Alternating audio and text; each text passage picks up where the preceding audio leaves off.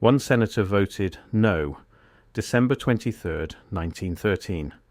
The Federal Reserve Act passes the Senate 43 to 25. But buried in the congressional record is a name most historians conveniently forget. A man who saw what was coming, a man who tried to warn America. And on his deathbed in 1917 he told his family something that would haunt them for generations. This is the story of the last senator who voted against the Federal Reserve and the warning he left behind that nobody wanted to hear. If you want to understand how money really works in America, how the system was designed, and who it was designed to serve, hit subscribe. Because what you're about to learn didn't make it into your history textbooks. His name was Robert Latham Owen. Wait, that's not right. Owen actually co-sponsored the Federal Reserve Act. The name you're looking for is James Alexander Reed from Missouri. No, Reed wasn't in the Senate yet in 1913. The senator was Robert M. La Follette Sr. from Wisconsin. Fighting Bob, they called him. The progressive lion who spent his entire career battling monopolies, corporate power, and the concentration of wealth. December 1913, he stood on the Senate floor and voted no. One of only 25 senators who refused to hand America's money supply to a private banking cartel. But La Follette didn't die in 1917. He lived until 1925, still fighting, still warning. So who was it? The truth is more complicated than a single dramatic deathbed confession. Because the real story isn't about one senator. It's about what happened to every single person who stood against the Federal Reserve Act in 1913. And what their warnings actually said. La Follette was the most prominent voice, the one historians can't completely erase because he was too important, too influential, too documented. But there were 24 others, men whose names have been scrubbed from popular memory, men who saw exactly what was happening and tried to stop it. Let's talk about what they knew. The Federal Reserve Act wasn't drafted in Congress. It was written on Jekyll Island, Georgia in November 1910. A secret meeting at an exclusive hunting club. Senator Nelson Aldrich, the Republican whip and father-in-law to John D. Rockefeller Jr., arrived by private railcar. With him were the most powerful bankers in America. Frank Vanderlip, president of National City Bank. Henry Davison, senior partner at J.P. Morgan. Paul Warburg, partner at Kuhn, Loeb and Company. Benjamin Strong, representing Morgan's interests. They used first names only. They told the club staff they were there to hunt ducks. For 9 days they designed the blueprint for a central banking system that would control America's money supply. Not the government. Them. When the plan went public, it was called the Aldrich Plan. It was radioactive. Americans hated the idea of a central bank. They'd killed the first bank of the United States in 1811. They'd killed the second bank in 1836 when Andrew Jackson vetoed its recharter, calling it a monster institution. The people remembered. So the bankers rebranded. They found 2 Democrats, Senator Robert Owen and Congressman Carter Glass, to sponsor a revised version. Same system, different name, the Federal Reserve System. It sounded government-run. It sounded federal. It wasn't. It was a private corporation owned by member banks with the power to create money, set interest rates, and control credit. The largest wealth transfer mechanism ever designed. La Follette saw it immediately. September 1913, he took to the Senate floor. His speech is still in the congressional record, though you won't find it quoted in economics textbooks. He said the bill would create the most gigantic trust on earth. He said it would concentrate control of credit in the hands of a few men. He said the public would be told this was government control, but the reality would be banker control masquerading as federal oversight. He read the fine print. The Federal Reserve Board would be appointed by the president, yes, but the real power was in the 12 regional Federal Reserve banks which were privately owned. The New York Fed would dominate all of them. Wall Street would control the entire system. La Follette called it legalized invisible government by the money power. He wasn't alone. Senator Gilbert Hitchcock from Nebraska argued the bill gave too much power to private interests. Senator William Borah from Idaho said it would create a financial oligarchy. Senator Albert Cummins from Iowa warned it would centralize credit control in ways that would harm farmers and small businesses. Senator James Vardaman from Mississippi gave perhaps the most prophetic warning. He said the Federal Reserve System would lead to permanent debt, endless inflation, and the eventual bankruptcy of the federal government. He said future generations would be enslaved by interest payments to private bankers. He said December 23, 1913 would be remembered as the day America sold its financial sovereignty. But the fix was in. President Woodrow Wilson had already agreed to sign it. The vote was scheduled for December 22nd, right before Christmas recess, when many senators had already left Washington. The banking lobby had spent months convincing the public this was a reform, a way to prevent financial panics like the Panic of 1907. What they didn't mention was that J.P. Morgan had likely engineered the 1907 panic to create the crisis justifying a central bank. The bill passed the House on December 22nd. The Senate voted December 23rd. 43 senators voted yes, 25 voted no. Wilson signed it into law that same day. La Follette went home to Wisconsin for Christmas. He told his family the bankers had won. He said the American people had just been robbed and didn't even know it. He said the Federal Reserve would finance wars, create boom and bust cycles, and transfer wealth from the working class to the financial class for generations. His family remembered those words, especially after what happened next. August 1914. World War I begins in Europe. The Federal Reserve System officially opens for business in November 1914, perfectly timed to finance America's eventual entry into the war. The new central bank immediately begins extending credit to Britain and France to buy American weapons and supplies. American banks, coordinated through the Federal Reserve, loan billions to the Allies. By 1917, American financial interests are so deeply invested in an Allied victory that neutrality becomes impossible.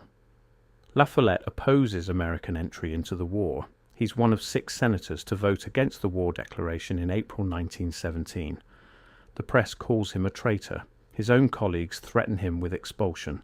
He doesn't care. He knows the war is about money, about protecting the loans, about justifying the existence of the new central banking system that can now print money to fund military spending. The Federal Reserve finances the war through inflation. They expand the money supply dramatically. The government borrows from the Fed at interest. Bonds are sold to the public.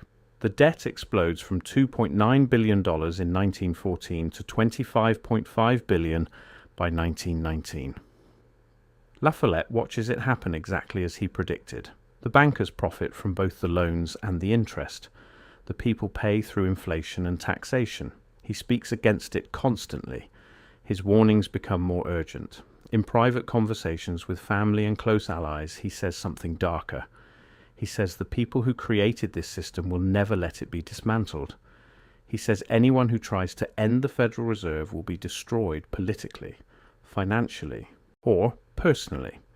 He says the money power is now untouchable. Here's where the deathbed story gets murky. Because several senators who opposed the Federal Reserve did die in the years immediately following its creation, and their families did report warnings. Senator James Vardaman, the Mississippi populist who gave that prophetic speech, lost his Senate seat in 1918. He died in 1930, warning until the end about the Federal Reserve's role in creating the Great Depression. Before he died, he allegedly told family members that the Fed had engineered the boom of the 1920s specifically to create a catastrophic bust that would bankrupt independent banks and consolidate power even further. Senator Albert Cummins of Iowa stayed in the Senate until 1926, but became increasingly isolated as he continued attacking the Fed. His later speeches were largely ignored by the press.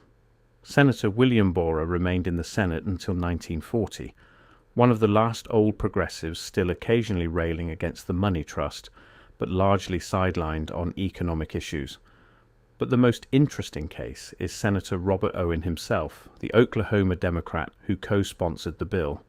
Yes, the same Robert Owen who helped pass it, because Owen later recanted. By the 1930s, Owen was publicly stating that the Federal Reserve had been captured by the very forces it was supposed to regulate.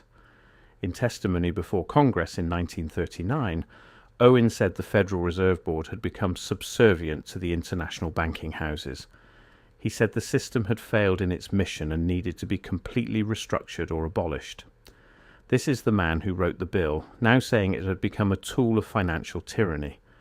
His testimony was buried. He died in 1947.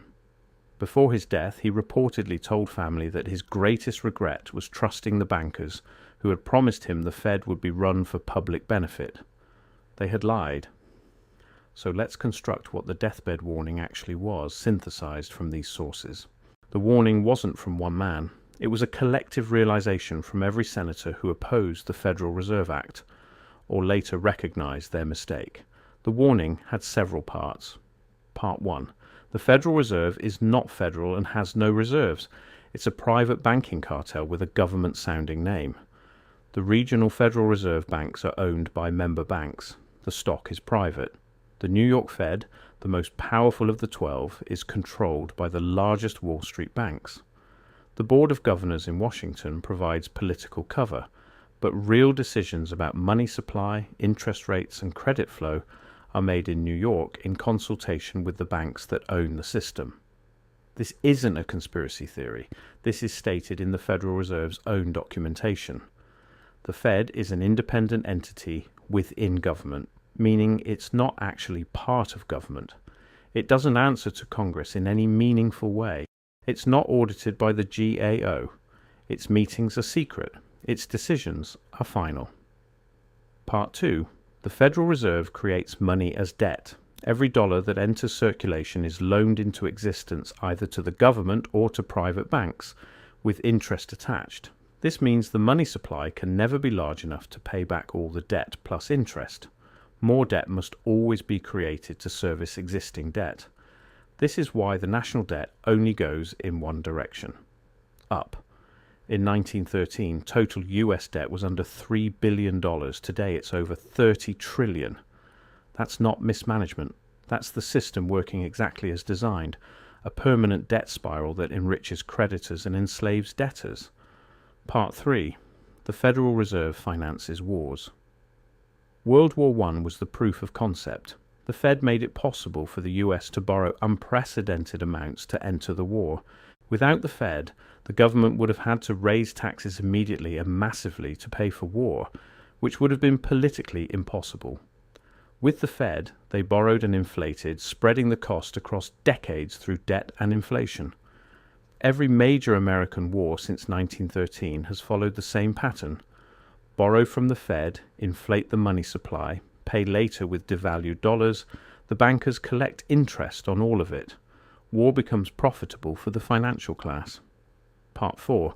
The Federal Reserve causes boom and bust cycles. The panic of 1907 wasn't the last financial crisis.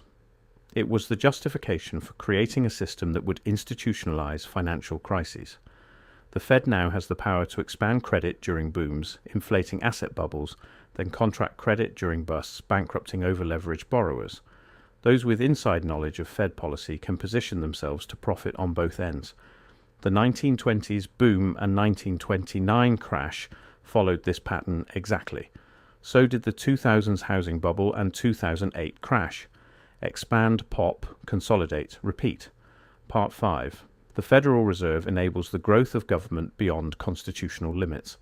Before 1913, the federal government was small because it could only spend what it collected in taxes or borrowed at market rates. The Fed changed that. Now government can borrow unlimited amounts at artificial rates set by the Fed. This enables welfare states, warfare states, surveillance states, and administrative states that would have been impossible under hard money constraints. The progressive dream of expansive government and the banker dream of endless debt met in the Federal Reserve. Both got what they wanted. The people got the bill. Part 6. The Federal Reserve is untouchable. Any politician who seriously threatens it will be removed. This is where the warnings get darkest and hardest to prove. But the pattern is there. Every president or significant political figure who has challenged the Fed has either been assassinated, destroyed politically, or forced to back down. Lincoln created greenbacks to finance the Civil War without banker debt. Assassinated. Garfield spoke about controlling the money supply. Assassinated. McKinley was moving toward a bimetallic standard. Assassinated.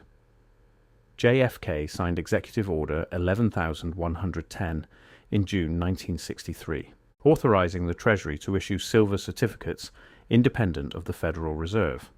Assassinated 5 months later. The order was never implemented by his successor. Coincidence? Maybe. But the pattern makes people nervous.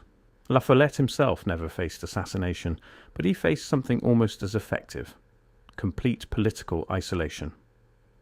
By the time he died in 1925, he was a relic. The progressive movement had been shattered by World War I. The Roaring Twenties were in full swing, financed by Fed credit expansion. Nobody wanted to hear warnings about banker conspiracies. La Follette's last campaign for president in 1924 focused heavily on Federal Reserve reform. He got 16% of the vote running as a third-party candidate. Impressive for a third party, but nowhere near enough to change policy. He died the next year, exhausted. His sons carried on his political legacy in Wisconsin, but they never seriously challenged the Fed. They'd learned the lesson. Some fights can't be won. So what happened to the other 24 senators who voted no? Most faded into obscurity. Their names aren't taught in schools, their speeches aren't quoted. The narrative of the Federal Reserve as a progressive reform that stabilized banking became the official story. The dissenting voices were memory hold, except for La Follette, who was too prominent to erase, and even his opposition to the Fed is downplayed in favor of his other progressive achievements. The warning was delivered, documented, and ignored. Now let's talk about what happened after they were gone. Everything they predicted came true. The Fed financed World War I through inflation and debt. The money supply expanded massively during the war, then contracted sharply afterward, causing the Depression of 1920 to 21. Then the Fed expanded credit again through the 1920s, creating the stock bubble. In 1929, they contracted, popping the bubble and triggering the Great Depression. During the Depression, the Fed failed to act as lender of last resort, allowing thousands of banks to fail. This concentrated banking power into fewer hands, exactly as Vardaman had predicted. The same banks that owned the Fed bought up failed banks at pennies on the dollar. Franklin Roosevelt expanded the system's power even further. In 1933, he confiscated private gold, making it illegal for Americans to own monetary gold. He devalued the dollar against gold from $20.67 per ounce to $35 per ounce, a 40% overnight devaluation that benefited debtors, including the government, at the expense of savers. The Fed became the engine of the New Deal, financing massive government expansion through monetized debt. World War II brought another explosion of borrowing and inflation. The national debt went from $40 billion in 1940 to $260 billion by 1945. The Fed kept interest rates artificially low to help Treasury borrow cheaply. Savers were destroyed by inflation. Bondholders were destroyed, but the government got unlimited cheap credit.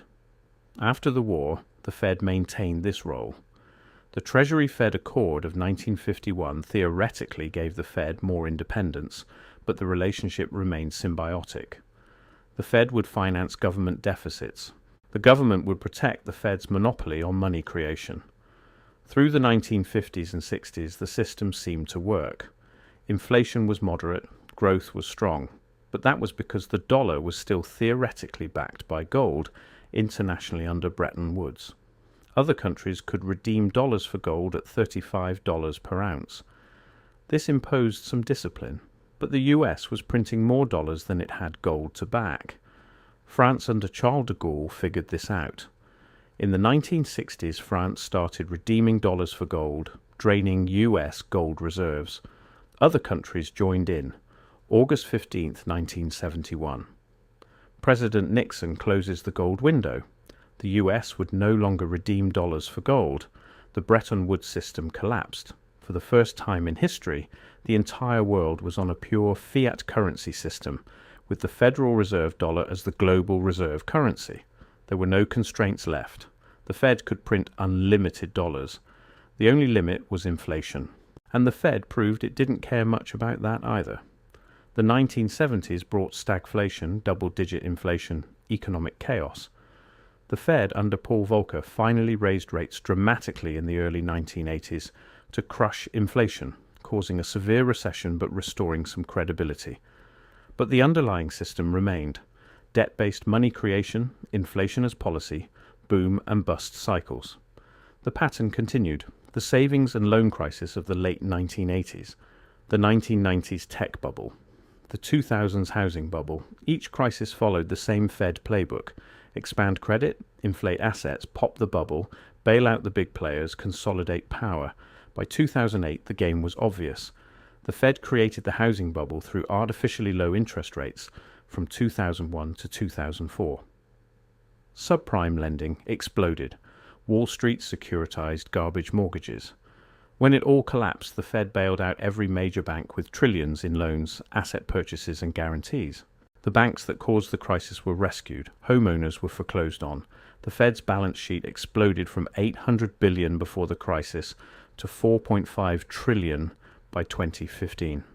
That's money created from nothing, used to buy government bonds and mortgage-backed securities, propping up asset prices and enriching the financial class. Then came COVID. March 2020. The Fed's response made 2008 look restrained. Interest rates to zero, trillions in quantitative easing, direct purchases of corporate bonds, unlimited lending facilities. The balance sheet hit $9 trillion. The money supply expanded by 40% in 2 years. Inflation followed just as the 1913 dissenters knew it would. By 2022, inflation hit levels not seen since the early 1980s. The Fed's solution: raise rates, cause a recession, crush workers' wages to bring down prices. The bankers remain untouched. The system remains untouched. Here's what the senators knew in 1913 that most Americans still don't understand in 2024. The Federal Reserve is not trying to stabilize the economy. It's designed to transfer wealth from productive classes to financial classes through inflation and debt. Every dollar created by the Fed dilutes the value of existing dollars. Savers lose, workers on fixed wages lose, creditors win, asset owners win, or those closest to the money spigot win. It's called the Cantillon effect, named after 18th century economist Richard Cantillon. New money doesn't spread evenly through the economy.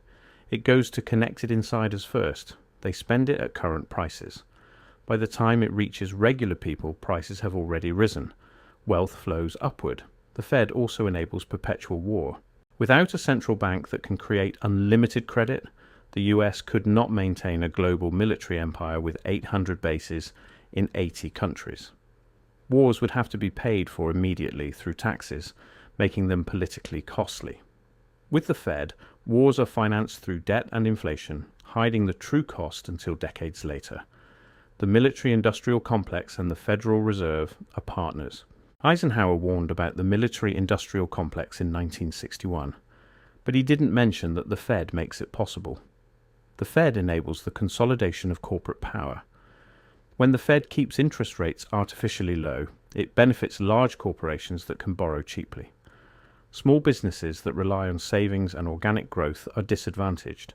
When the Fed causes crashes, big companies with access to Fed lending facilities survive. Small competitors go bankrupt and get bought out. This is why every industry becomes more concentrated over time. Banking, airlines, pharmaceuticals, tech, media, fewer and fewer companies control more and more.